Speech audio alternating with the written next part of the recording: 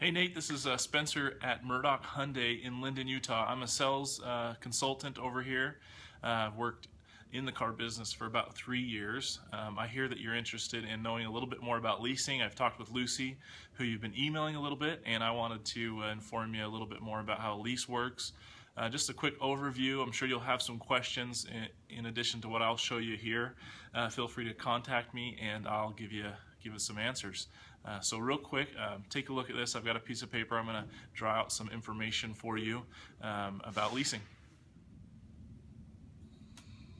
Okay, Nate, so nowadays in the car business, leasing is actually kind of considered a lease purchase because the way it works is you say you purchased a car today and you purchased it for an agreed upon price here at the beginning of the lease, and then you can do like a 3 or 4 year lease are the normal ones there.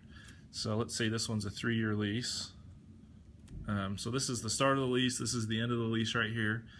What's really cool about leases nowadays is that you sign on a number that's called the residual value of the car. Back in the day, leases were a bad word because this number at the end of the lease could change, and so you'd go to turn the car in and they'd say, oh wait a sec, you owe us a bunch more money because the market's changed a bunch. But nowadays you have the residual amount and you sign on this amount, it stays, it's X amount of dollars, and you know exactly what your car is going to be worth at the end of the lease. So it's a lease purchase because you're buying the car at this price and you're paying down the value of the car. So your payments over the 3 years really buys down the car, and then you have the option to purchase it at the end of the lease. Now you get 12,000 miles a year, or a total of 36 on a standard lease. Now the only time that the mileage matters is if you turn the car back in. That's the only time that's going to matter how many miles you have. You'll get charged for any overages on the miles that you have on the car. That's typically about 20 cents a mile. Now you have other options at the end of the lease, and for all these options it doesn't matter the condition of the car and it doesn't matter how many miles you have on it. You can buy it yourself, you can sell it to somebody else, or you can just come on in and get another car and trade it in. For instance, just to give you an example, I've bought a car and I like the car, I'm enjoying it, so I'm going to buy it out for the amount that I know that I'm going to owe Hyundai this X amount at the end of the lease. I'm going to keep driving it.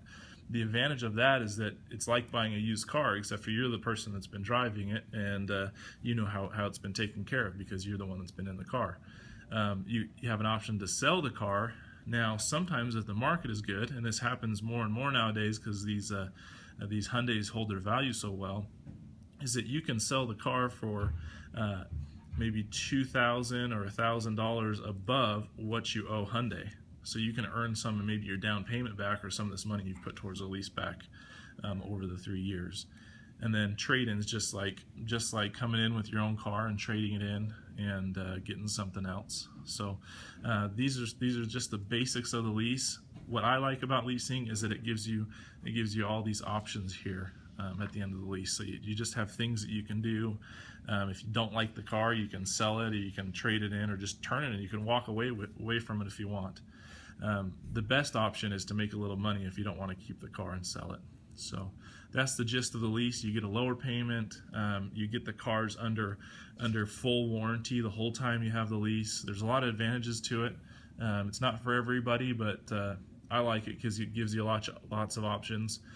In essence, if you were to buy this car after the 3 years, it's just like a purchase. I mean, you can almost look at the numbers between a purchase and a lease. If you're going to keep this car, it's almost exactly the same. So I'm sure I've missed something, but I just wanted to show you the gist of what leasing means and how it works nowadays. Give me an email back or just give me a call, and I can answer any of the questions that have come up. Thanks.